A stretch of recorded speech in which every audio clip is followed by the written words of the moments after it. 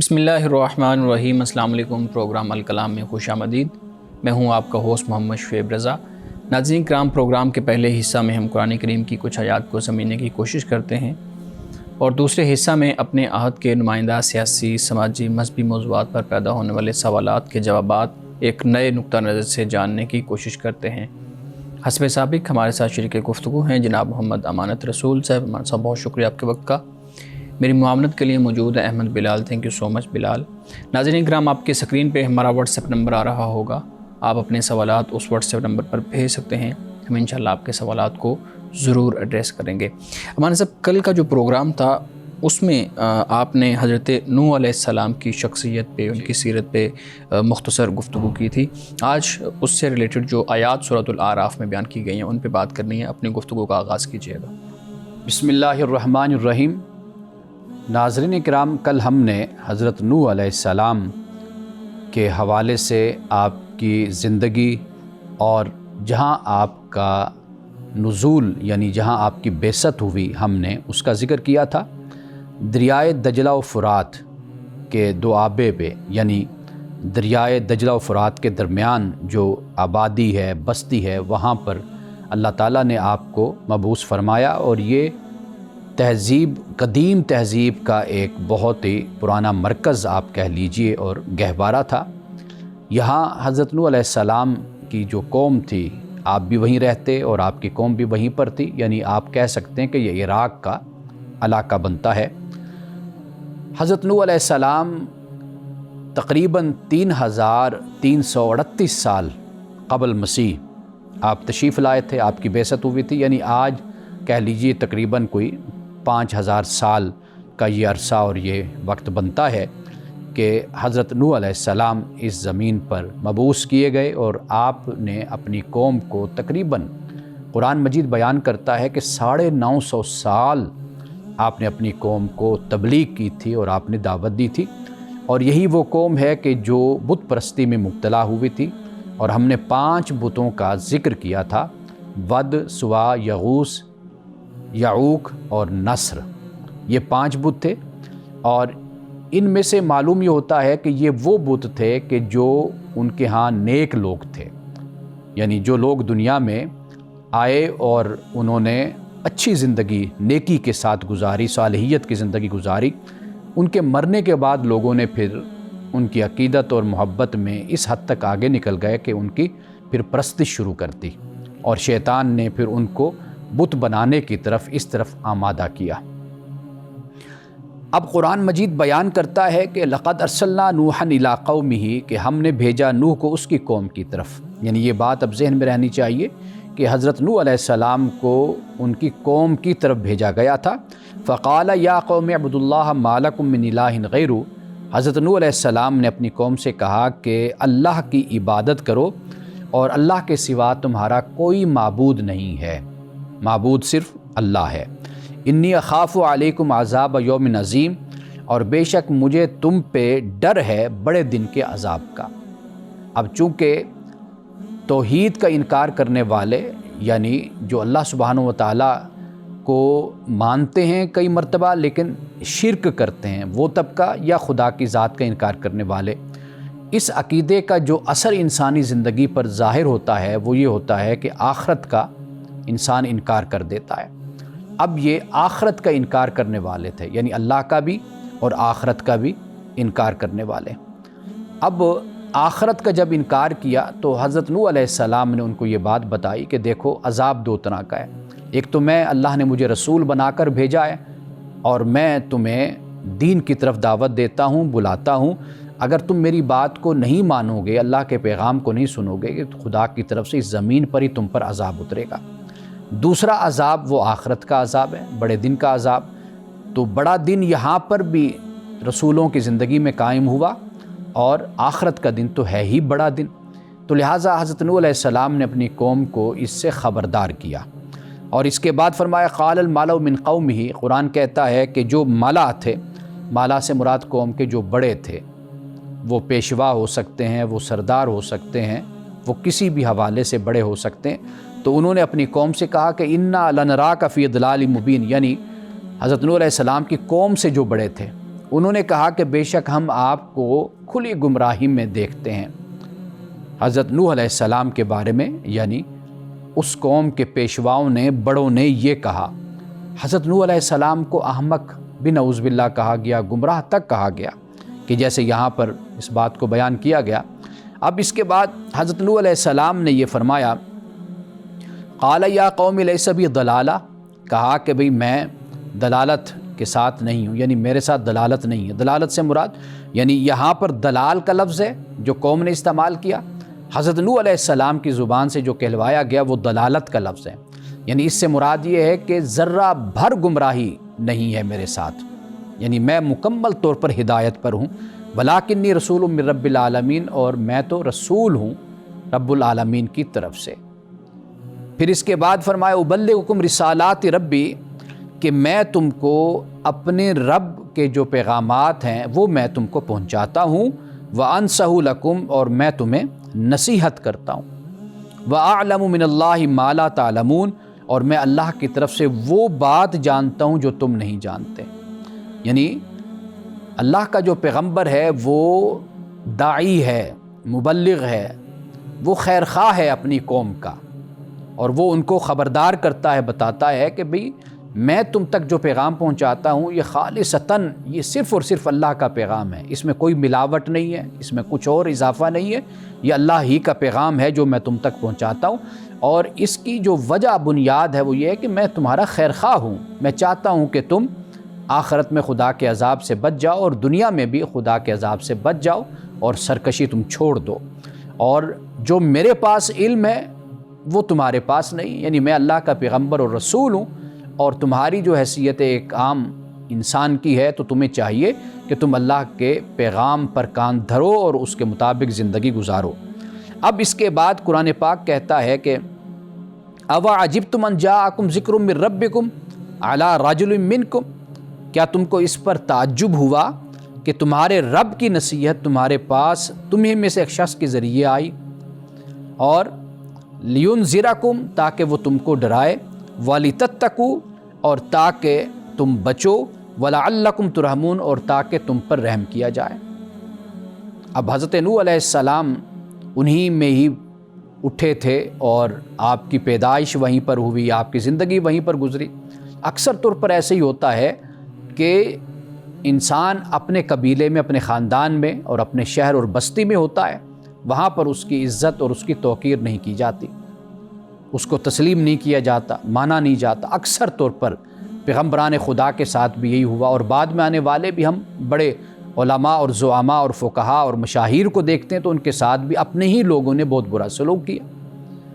تو حضرت نوح علیہ السلام نے یہ بات قرآن پاک بیان کرتا ہے کہ بھئی اسی بات پر ہی تعجب اور پریشانی اور اسی بات کی وجہ سے انکار کر دیا کہ بھئی یہ تو ہمارے اپنے قبیلے کا، اپنے خاندان کا ہے، یہ کل ہمارے ہاں ہی اس کی پیدائش ہوئی، اس نے زندگی ہمارے سامنے گزاری ہے۔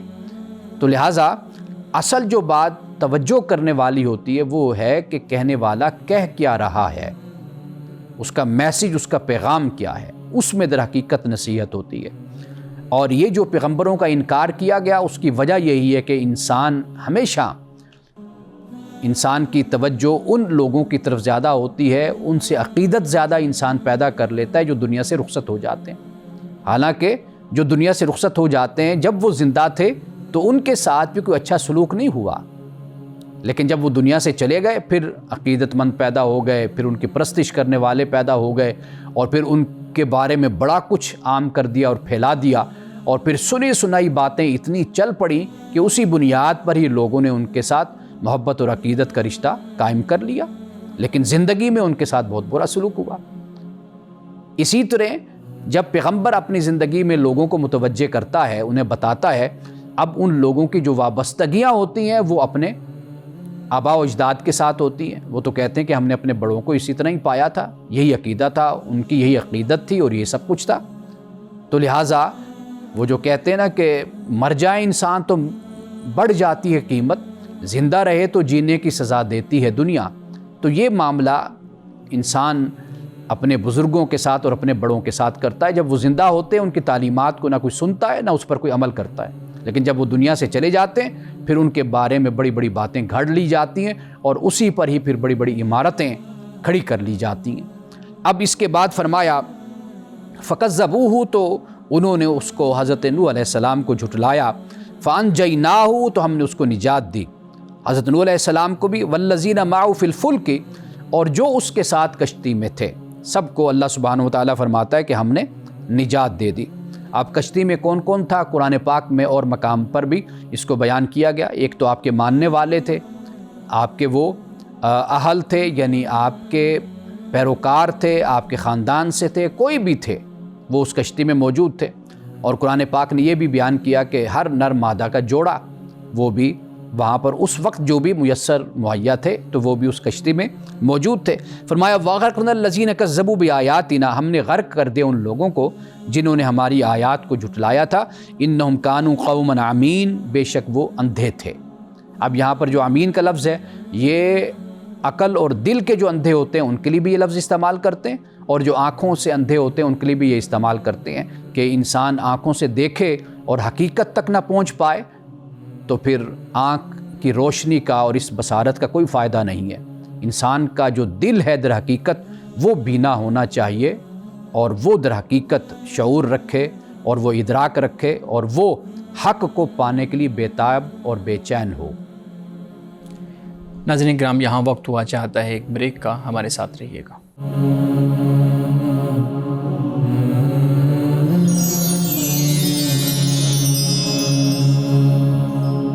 ویلکم بیک ناظرین۔ امانا صاحب بہت شکریہ، آپ ان آیات کا مفہوم بیان کر رہے تھے جو سورۃ الاعراف میں حضرت نوح علیہ السلام کے واقعے کو بیان کر رہی ہیں۔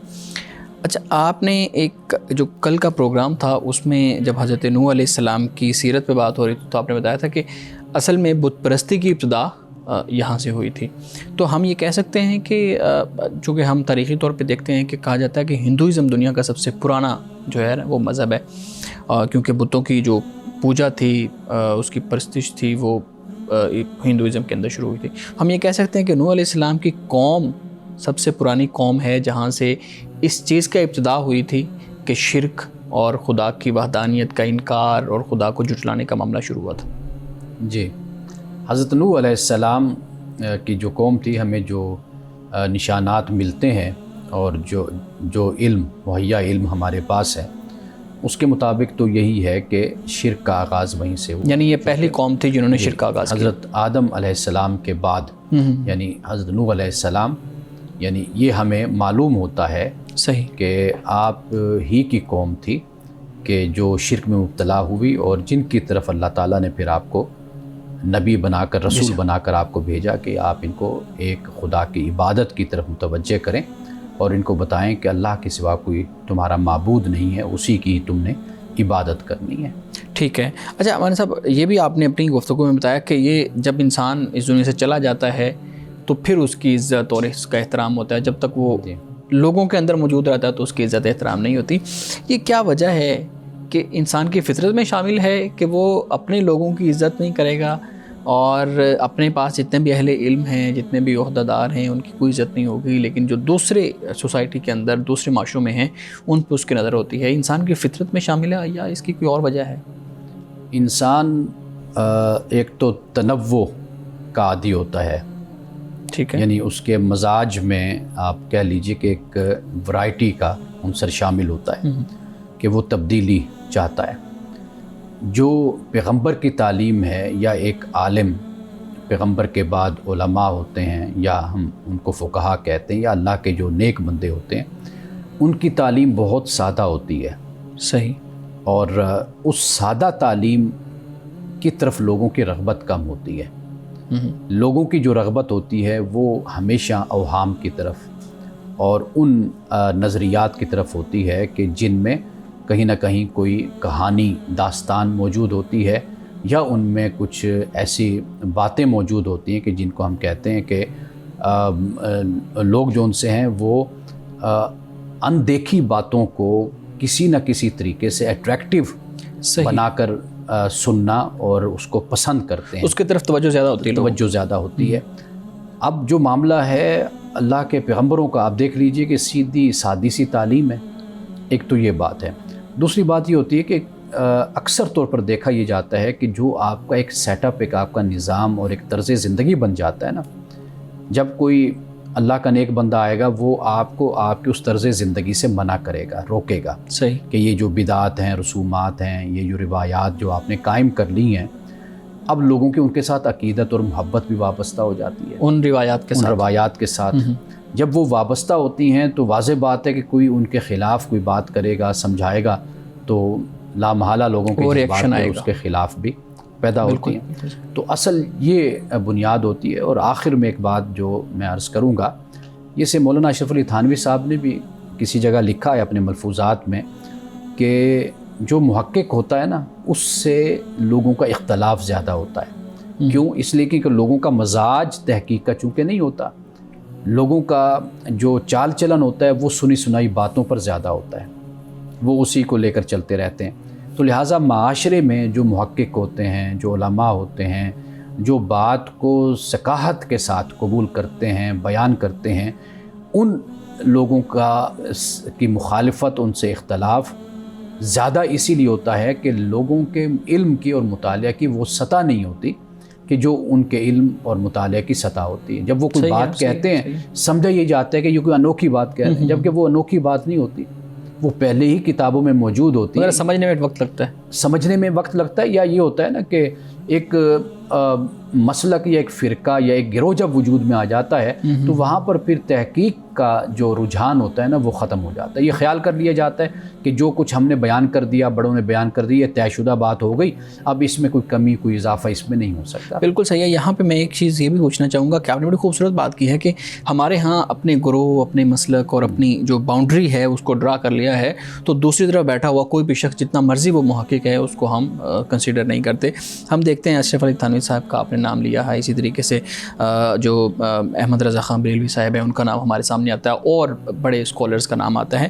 تو ہم نے اپنے اپنے دائرے گروہ بنا لیے ہیں. ہم دوسرے کے دائرے کے اندر جو محقق ہے اس کو محقق ماننے کے لیے تیار نہیں ہے. اس سے، اس سوچ سے، اس رائے سے علمی طور پہ کیا نقصان ہوتا ہے؟ لوگ ایک دوسرے کی رائے سے ہی جو ہے نا وہ متفق نہیں ہوتے. پچھلے دنوں میں کہیں پڑھ رہا تھا کہ مولانا مودودی صاحب نے مولانا احمد رضا خان بریلوی صاحب کے بارے میں ایک بڑی خوبصورت تحریر لکھی تھی، لیکن یہاں پہ مولانا احمد رضا خان بریلوی صاحب کے ماننے والوں کو یہ بالکل نہیں پتا کہ مولانا مودودی صاحب کبھی ان کے بارے میں کوئی گفتگو کی ہوگی. وہ ان کو ایک دوسرے کے سامنے دشمن کی طرح لا کے کھڑا کر دیتے ہیں. کیا ریزن ہے اس کی؟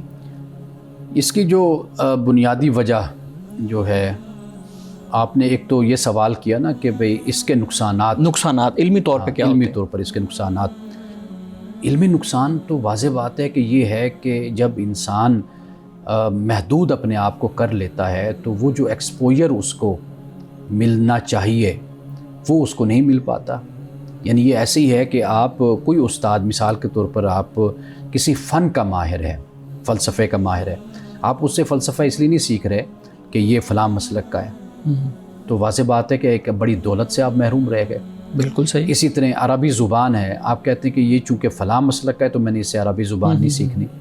تو اب اصل میں آپ نے جو پریفر کیا وہ آپ نے اپنے مسلک کو کیا نا، اپنے گروہ کو کیا. اگر آپ علم کو اگر پریفر اور ترجیح دیتے تو پھر آپ یہ نہ دیکھتے کہ یہ کون سا شخص ہے. یعنی مثال کے طور پر آپ باہر دنیا میں جائیں گے، آپ نے کسی شعبے میں تعلیم حاصل کرنی ہے، یونیورسٹی کا پروفیسر ہے، اگر اب آپ یہ دیکھنا شروع کر دیں کہ یہ مسلمان ہے یا نہیں ہے، اس کا پھر مسلک کون سا ہے، اس بنیاد پر تفریق پیدا کر کے اگر آپ فیصلہ کرتے ہیں تو گویا کہ آپ بڑے علم سے محروم ہو جاتے ہیں. اسلام کی تعلیم تو یہ ہے کہ کوئی بھی ہو، خواہ کوئی مشرک بھی ہے، کوئی کافر بھی ہے، آپ اس سے علم حاصل کریں. ہمیں تو اسلام یہ ترغیب دیتا ہے. تو اس کا بہت بڑا نقصان ہوتا ہے، اور بہت لوگوں کو میں نے دیکھا ہے کہ جو جب ان کو یہ بات معلوم ہوئی یا پردہ ان کی نظروں سے ہٹا، ان کے اندر وسعت پیدا ہوئی، تو انہوں نے پچھتاوے کا ہی اظہار کیا کہ ہم نے اتنی زندگی اتنی بڑی بڑی شخصیات سے محرومی میں گزار دی، مخالفت میں گزار دی، ان سے ہم اکتساب فیض کرتے تو آج ہم کہاں پر ہوتے. بالکل صحیح. ناظرین کرام، یہاں وقت ہوا چاہتا ہے ایک بریک کا، ہمارے ساتھ رہیے گا.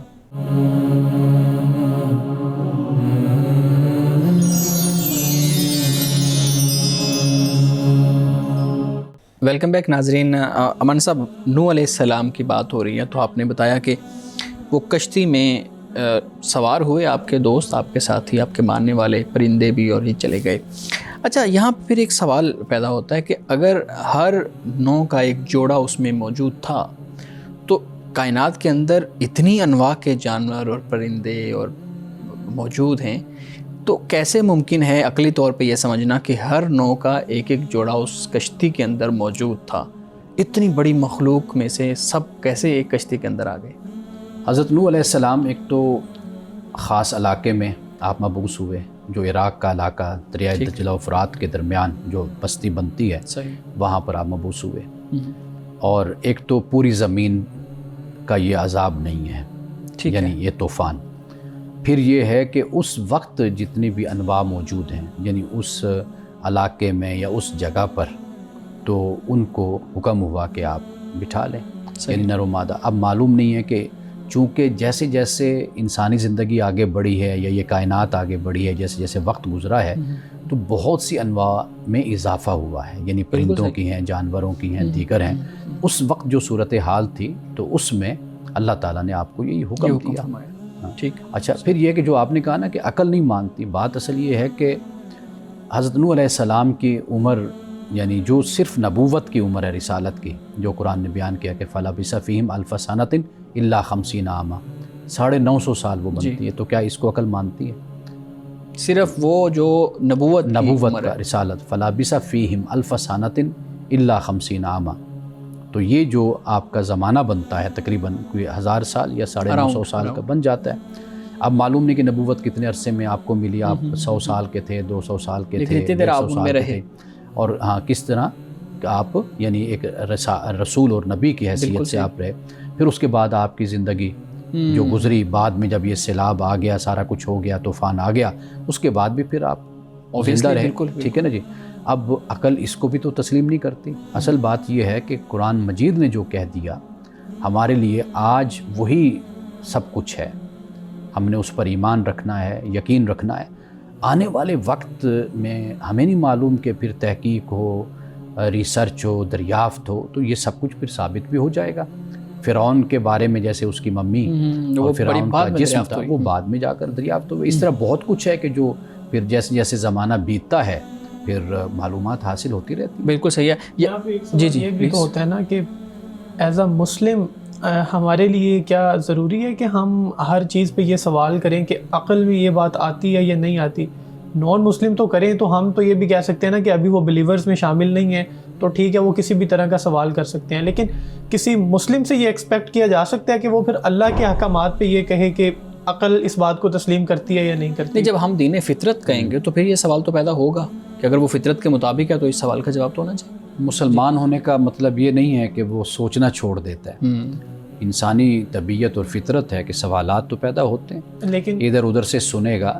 ایمان کا جو معاملہ ہے وہ اپنی جگہ پر ہے، یعنی ہمارا اس پر ایمان ہے، یقین ہے کہ بھئی اللہ نے جو قرآن میں فرمایا وہ سچ ہے، وہ حق ہے.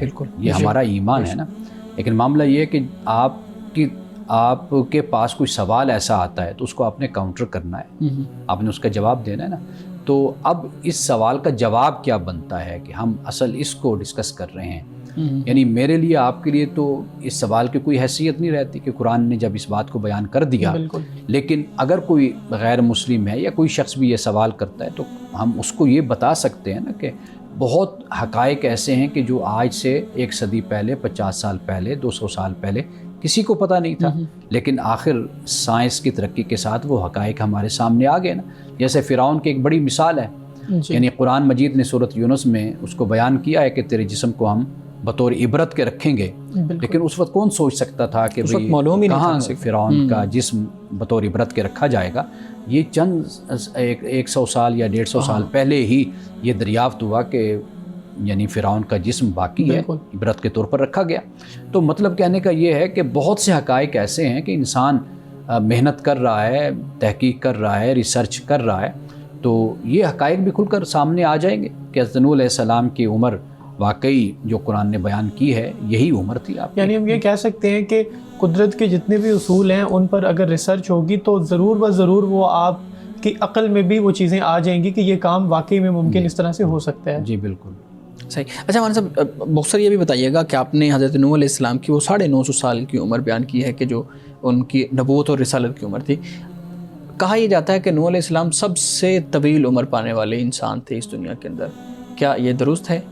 اب قرآن مجید نے یہ بیان کر دیا، اس کے علاوہ تو قرآن نے کسی کی عمر کو بیان نہیں کیا، صرف اس عمر کو بیان کیا یعنی حضرت نوح علیہ السلام کی عمر کو بیان کیا ہے. بعد انبیاء کے بارے میں روایات میں آتا ہے، مثال کے طور پر حضرت شیس ہیں، ان کے بارے میں آتا ہے کہ 912 سال کا بھی ذکر آتا ہے. تو یہ روایات میں ہیں. قرآن مجید نے صرف حضرت نوح علیہ السلام ہی کا ذکر کیا ہے کہ ان کی عمر 950 سال تھی. صحیح. اچھا ایک اور چیز بھی میں پوچھنا چاہوں گا.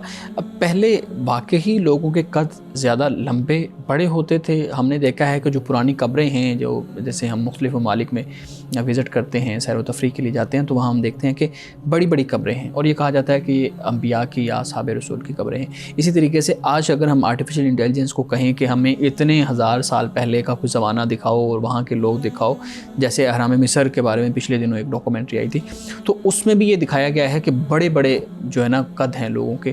تو کیا یہ ممکن ہے ایسا؟ آپ کیا لگتا ہے؟ دیکھیے جو بڑی قبریں ہیں نا، یہ ضروری نہیں ہے کہ مرنے والے لمبی قد کے تھے کہ قد کے مطابق قبر بنائی گئی ہو. یہ نہیں ہے. اس لیے کہ لمبی قبروں کا رواج ان علاقوں میں رہا یا ان قوموں میں رہا کہ جہاں وہ کسی اپنے بڑے کو دفن کرتے تھے. یعنی کوئی بہت بہادر انسان ہے، کوئی بہت بڑا عالم ہے، بہت بڑا کوئی نیک شخص ہے، تو اس کی قبر کی لمبائی بتاتی تھی کہ یہ کوئی نیک شخص ہے اور کوئی بڑا اچھا انسان ہے، نشانی کے طور پہ، نشانی کے طور پر. ہاں.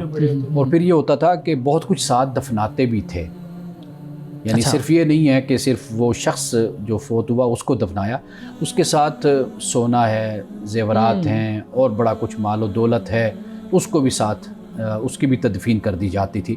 تو اس لیے وہ قبر کی جو لمبائی ہے وہ بڑھ جاتی تھی. تو قبروں کا لمبا ہونا یہ اس بات کی علامت نہیں ہے کہ مرنے والے کا قد لمبا تھا.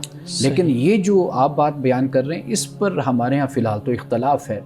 یعنی سائنسدانوں کے درمیان جو آثار قدیمہ کے شعبے سے جن لوگوں کا تعلق ہے ان کے ہاں یہ اختلاف ہے. کہا جاتا ہے، یہ بھی ہے بات، کہ اب کے انسانوں کی عمریں بھی لمبی ہیں اور ان کے قد بھی لمبے ہیں. نہیں پہلے کے یا پہلے کے؟ اب کے. اچھا لوگ اس وقت چونکہ آفات تھیں، موسمی اثرات تھے، طوفان تھے، سیلاب تھے، جس کی وجہ سے یعنی وہ خوراک غذا کے جس سے قد بڑے ہوں یا انسان صحت مند ہو یا لمبی عمر پائے، تو یہ پہلے ایسا نہیں تھا. یہ اختلافی ہے محققین کے درمیان، ریسرچ اسکالرز کے درمیان. لیکن جو قرآن بیان کر رہا ہے فی الحال ہمارے لیے وہ ایک حجت ہے، ایک عقیدے کی اور ایمان کی حیثیت رکھتی. جو قرآن نے بیان کیا وہ ٹھیک.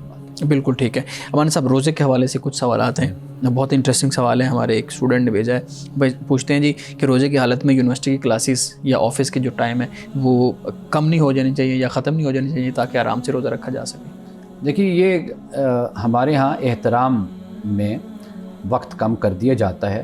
یعنی آپ جہاں بھی آفس میں ہیں، کسی جگہ پر بھی ہیں، تو اوقات کو کم کر دیا جاتا ہے. واضح بات ہے کہ انسان روزہ کے ساتھ ہے اور کام کا دباؤ یا یہ جو معاملات ہوتے ہیں یہ انسان کی صحت پر بھی اثر ڈالتے ہیں. بھوک اور پیاس ڈبل کام محسوس ہوتی ہے. تو لہٰذا اگر کوئی اس نیت کے ساتھ، جیسے رسول اللہ صلی اللہ علیہ وسلم نے فرمایا کہ حالت روزہ میں جو آپ کے غلام ہیں، خادم ہیں، آپ ان کی ذمہ داریوں کو کم کر دیں تو اس کا بھی اجر اور ثواب ہے. یونیورسٹی ہو یا کوئی بھی ادارہ ہو تو ایک اجتماعی طور پر، معاشرتی طور پر ایک ماحول بن جاتا ہے کہ رمضان کا مہینہ ہے، تو لہٰذا اس کے اوقات کو ہم نے کم کر دیا یا ہم نے تبدیل کر دیا ہے. صحیح. ناظرین کرام یہاں وقت ہوا چاہتا ہے ایک بریک کا، ہمارے ساتھ رہیے گا.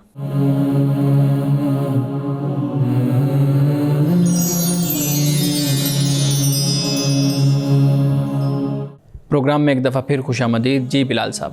سر یہ بتائیے گا کہ روزے کی حالت میں اگر کوئی شخص کام کاج نہیں کرنا چاہتا، اس کو محسوس ہوتا ہے کہ اگر وہ کام کرتا ہے تو پھر اس کو پیاس کی شدت ہوتی ہے اور وہ روزہ توڑ بیٹھتا ہے، تو وہ سارا دن اے سی والے کمرے میں اگر لیٹا رہے تو کیا یہ درست ہے؟ اچھا، اب تو جو موسم آ رہا ہے، موسم ہے، اور آئندہ رمضان جس موسم میں آئیں گے تو میرا خیال ہے اس میں تو یہ سوال آپ کا اے سی کی ضرورت نہیں پڑے گی، قائم نہیں رہے گا. لیکن بہرحال بات اصل یہ ہے کہ ہر انسان کا ذاتی ایک معاملہ ہوتا ہے. وہ بہتر سمجھتا ہے کہ وہ روزہ رکھ سکتا ہے یا نہیں رکھ سکتا. حسن نیت کے ساتھ، تقویٰ کے ساتھ، اچھے جذبے کے ساتھ انسان فیصلہ کرتا ہے، اور اس ذات کے ساتھ انسان کا معاملہ ہے جو انسان کے حال سے مکمل طور پر واقف ہے. اور یہ بات بھی یاد رکھیے کہ ہر جگہ پر یہ کیس ویری کرتا ہے، مختلف ہوتا ہے. جی. یعنی ایک شخص ہے کہ جو اے سی والے کمرے میں، جیسے آپ نے کہا، اس کو ضرورت ہے تو وہ ٹھیک ہے، اس میں آرام کرے. لیکن ایک جو اصل جو رویہ ہے جس کی آپ کہہ لیجئے حوصلہ شکنی کی جاتی ہے، وہ یہ رویہ ہوتا ہے کہ آپ سب کچھ چھوڑ چھاڑ کر، گویا کہ آپ نے کوئی گھر والوں پر احسان کر دیا یا اپنی کمپنی پر احسان کر دیا کہ آپ نے روزہ رکھ لیا. جی. تو لہٰذا اب آپ گھر میں کمرے سے نہیں اٹھیں گے اور آپ لیٹے رہیں گے، پڑے رہیں گے. یہ جو رویہ ہوتا ہے اصل میں اس کی حوصلہ شکنی کی جاتی ہے، اس پر تنقید کی جاتی ہے. اگر ایک بندہ ہے ایسا مجبور ہے، اس کے کئی معاملات ہیں، تو وہ اللہ جانتا ہے اور اس کا جو حال ہے وہ اس کے ساتھ ہے. تو ہم جب بات کرتے ہیں تو ہمارا کہنے کا مقصد یہی ہوتا ہے کہ بھئی یہ رویہ نہیں اختیار کرنا چاہیے روزے کی حالت میں کہ آپ ایسے ہی سب کچھ چھوڑ چھاڑ کے آپ بیٹھ جائیں اور کہیں جی میں نے روزہ رکھا ہوا ہے. تو اصل اس پہلو پر تنقید ہو رہی ہوتی ہے. لیکن دو بیہیویئرز ہیں نا. ایک تو یہ ہے کہ ایک انسان روزہ رکھتا ہے، روزہ رکھنے کے بعد وہ عبادات میں مشغول رہتا ہے، مشقت والا کام نہیں کر رہا، لیکن ایک اچھے انوائرمنٹ میں وہ عبادات تو کر رہا ہے، اللہ کے ساتھ اس کا تعلق ہے. دوسری طرف پھر وہ سوال پیدا ہوتا ہے کہ اگر وہ صرف عبادات کر رہا ہے اور کام نہیں کر رہا تو اسے احساس کیسے ہوگا کہ بھئی جو بھوک پیاس اور اس کا احساس ایک روزہ دلاتا ہے. تو یہ ایک کنٹراڈکشن ہے، اس کو کیسے دیکھا جائے گا؟ دیکھیے، اس نے عبادت کرنی ہے جی یا اس نے کام کرنا ہے، یہ معاملہ اس کا اور اس کی کمپنی کا ہے، فرم کا ہے، باس جدھر بھی کا وہ ہے، کام کر رہا ہے، جدھر کام کرتا ہے. اگر وہاں سے اس کو یہ سہولت دی جاتی ہے تو اگر وہ بیٹھ کر قرآن کی تلاوت کر رہا ہے یا وہ بیٹھ کر نماز اور عبادت کرتا ہے یا کچھ اور مشغول رہتا ہے تو وہ بھی بہت اچھا عمل وہ کر رہا ہے. اگر وہ ڈیوٹی پر جاتا ہے، کام کرتا ہے، تو وہ بھی بہت اچھا کام ہے. یعنی اس کا حالت روزہ میں اس کو سر انجام دینا، اس کا بھی اپنی جگہ پر اجر اور ثواب ہے.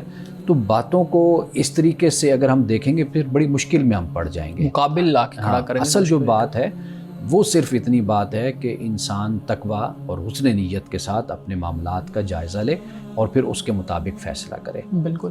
پروگرام میں بات ہوئی تھی، شعیب صاحب نے بھی یہ بات کی تھی کہ عام طور پہ جو دیگر مسالک کے سکولرز ہیں ان کو اگنور کر دیا جاتا ہے، اور ایک بات یہ کہی تھی کہ ہم اپنے جو قریبی لوگ ہیں ان کو نہیں اتنا زیادہ پریفر کرتے، جو دور کے لوگ ہیں ان کو زیادہ پریفر کرتے ہیں.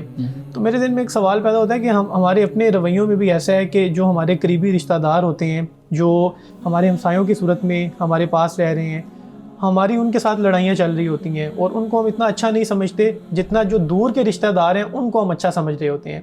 اب میرے نزدیک تو یہ اس لیے ہوتا ہے کیونکہ ظاہر ہے جو بندہ آپ کے پاس رہ رہا ہے ان کے ساتھ آپ کے مسئلے مسائل چلتے رہیں گے، جو دور ہے ان کے ساتھ نہیں ہیں. تو لوگوں کو کس طرح سے یہ شعور دیا جائے کہ بے شک وہ آپ کے پاس ہیں اور لڑائیاں ہو رہی ہیں، لیکن پھر بھی اس چیز کو سمجھا جائے کہ ان کے ساتھ بھی آپ نے اپنے اچھے تعلقات بحال رکھنے ہیں. تو آپ اس حوالے سے کیا سجیشن دیں گے، کیا مشورہ دیں گے؟ بنیادی بات جو ذمہ داری ہے، جو فرض ہے، لازم ہے، اس کا خیال رکھنا اور اس کو ادا کرنا لازم اور یہ ضروری ہے. یعنی والدین ہیں، ان کی خدمت ہے، بہن بھائی ہیں، یعنی اپنے بیوی بچے تو ہیں ہی، بہن بھائی ہوتے ہیں. آپ کی جتنی ہمت، استطاعت، طاقت ہے آپ ان کا بھی حق ادا کرتے ہیں. اسی طرح آپ کا ہمسایہ ہوتا ہے، آپ ہمسائے کا بھی خیال رکھتے ہیں. یعنی معاملہ یہ ہے کہ لڑائی جھگڑے تو اپنی جگہ پر، وہ تو اختلاف انسان کے رہتے ہی ہے، لیکن اصل چیز یہ ہے کہ آپ دوسرے کا جو حق ہے اس سے کبھی اپنی آنکھوں کو بند نہ کریں. آپ اپنی طرف سے اپنی ذمہ داری کو بہتر طریقے سے آپ ادا کرتے رہیں. باقی دیکھیے جن کے ساتھ آپ کا واسطہ نہیں ہے، یعنی تعلق نہیں ہے، واضح بات ہے کہ جہاں پر کوئی اختلاف نہیں، کوئی جھگڑا نہیں، تو وہ اچھے بھی لگتے ہیں. لیکن یہ ہے کہ جن کے ساتھ آپ کا معاملہ چل رہا ہے، آپ کے قریب ہیں یا آپ کے قریبی رشتہ دار ہیں، ان کے ساتھ کوئی ہے، تو یہی تو اصل میں انسان کا امتحان ہے کہ آپ کس طریقے سے اپنے معاملات کو لے کر چلتے ہیں. بس ایک چیز کا خیال رکھا جانا چاہیے کہ جو آپ کی ذمہ داری ہے، جو آپ کے فرائض ہیں، ان میں آپ کبھی بھی غفلت نہ کریں. بس یہ ہے کہ آپ اس کو ادا کریں. اور یہی وہ زیادہ ہے کہ جس کے بارے میں اللہ نے پوچھنا بھی ہے، جو بندوں کے حقوق ہیں عام طور پہ. سر یہ بتائیے گا کہ رمضان المبارک میں عام طور پہ یہ سوال زیادہ ذہن میں آتا ہے کہ ہم اللہ سے دعا مانگ رہے ہوتے ہیں، تو سجدے کے دوران ہم اگر کچھ مانگنا چاہتے ہیں نماز کے اندر ہی جو ہم سجدہ کرتے ہیں، تو اس میں ہم اپنی دعائیں مانگ سکتے ہیں، بے شک اپنی زبان میں مانگیں، تو اس طرح سے کوئی جواز ہے اس کا؟ یعنی جو تسبیح پڑھتے ہیں اس کے علاوہ آپ پوچھ رہے ہیں؟ تسبیح پڑھ لیں اور تسبیح کے بعد لمبا سجدہ کریں اور اس میں دعائیں مانگیں. صحیح صحیح. بالکل اس میں دعا کر سکتے ہیں. اور یہ زیادہ افضل ہے اللہ کے، یعنی زیادہ اس کے قبول ہونے کے چانسز ہیں. دیکھیے نماز حقیقت میں ہے دعا، یعنی صلات کا جو ترجمہ ہوتا ہے وہ دعا ہے. آپ سورۃ الفاتحہ پڑھتے ہیں وہ بھی دعا ہے، پھر آپ اس کے ساتھ ایک سورت کو ملا لیتے ہیں یا چند آیات کو آپ قرآن سے تلاوت کرتے ہیں. باقی اس کے علاوہ پوری جو نماز ہے وہ آپ کے لیے دعا کی حیثیت رکھتی ہے نا. اب آپ اپنی زبان میں مانگتے ہیں، آپ عربی میں مانگتے ہیں، رسول اللہ صلی اللہ علیہ وسلم سے منسوب جو دعائیں بیان کی جاتی ہیں وہ اکثر دعائیں وہ ہیں جو آپ نے نماز میں مانگی ہیں. جتنی بھی آپ حدیث میں موجود ہیں نا وہ سب کی سب، اور اتنی کمال کی وہ دعائیں ہیں اگر آپ ان کو پڑھیں کہ وہ ساری کی ساری رسول اللہ صلی اللہ علیہ وسلم نے نماز میں مانگی ہیں. اب ہمارے ہاں جو مسئلہ کھڑا ہو گیا وہ یہ ہے کہ ہم نماز میں تو وہ پڑھتے ہیں جو ہمیں سمجھ نہیں آتی. بالکل ایسے ہی ہے. پھر نماز پڑھ کر بیٹھ جاتے ہیں ہاتھ اٹھا کر دعا مانگنے. بالکل. اب وہ ہم اردو میں مانگتے ہیں، امام صاحب بھی اردو میں مانگتے ہیں، اس کی ہمیں سمجھ آتی ہے، تو وہ ہم نے بعد میں پھر اپنی اردو کے لیے رکھ لی، اور اس کے لیے ہمارے پاس ٹائم بھی نہیں ہوتا. ٹائم بھی نہیں، وہ پھر بڑی مختصر سے آدھے منٹ کی ہوتی ہے. اگر جس دن امام صاحب لمبی دعا مانگ لیں تو اس دن پھر ہمیں اعتراض ہوتا ہے کہ جی آپ نے بڑی لمبی دعا مانگی. تو یہی معاملہ ہے کہ اللہ نے جو نماز ہمیں عطا کی ہے، تحفہ دیا ہے، تو یہ اسی لیے ہے کہ خاص چیزیں جو آپ نے عربی میں کرنی ہیں، باقی اس کے علاوہ آپ جو چاہیں اللہ سے مانگیں، سوال کریں. نماز کا ایک پورا کنسیپٹ دوبارہ لوگوں کو بتانے کی ضرورت ہے بنیادی طور پہ کہ نماز بیسیکلی دعا ہی ہے، اور اللہ سے زیادہ قریب ہونے کے لیے آپ اس طرح سے دعائیں مانگ سکتے ہیں. بالکل اہل علم بتاتے بھی رہتے ہیں. صحیح. مولانا صاحب آج کے حدیث مبارکہ بیان کیجیے گا. حضرت ابو امامہ سے یہ روایت ہے کہ آپ کہتے ہیں کہ میں نے رسول اللہ صلی اللہ علیہ وسلم سے عرض کی کہ مجھے کسی عمل کا حکم فرمائیے جس سے اللہ تعالیٰ مجھے فائدہ دے، نفع دے، یعنی اللہ سبحانہ و تعالیٰ مجھے نوازے، مجھے عطا کرے. تو رسول اللہ نے فرمایا روزہ رکھا کرو، اس کی مثل کوئی بھی عمل نہیں ہے، اس جیسا کوئی عمل نہیں ہے روزے جیسا. تو ابو امامہ کہتے ہیں کہ مجھے رسول اللہ نے روزہ رکھنے کی آپ نے نصیحت فرمائی، یعنی رمضان المبارک کے روزے تو فرض ہیں، اس کے علاوہ اگر کوئی آپ چاہتے ہیں کوئی اچھا عمل تو پھر روزے رکھیں. ناظرین کرام، اس دعا کے ساتھ اپنے پروگرام کا اختتام کریں گے. اللہ رب العزت حسن کلام اور تاثیر کلام عطا فرمائے، ہماری زبان کی گروں کو کھول دے اور سننے والوں تک خیر کا پیغام پہنچے. اجازت دیجیے، خدا حافظ.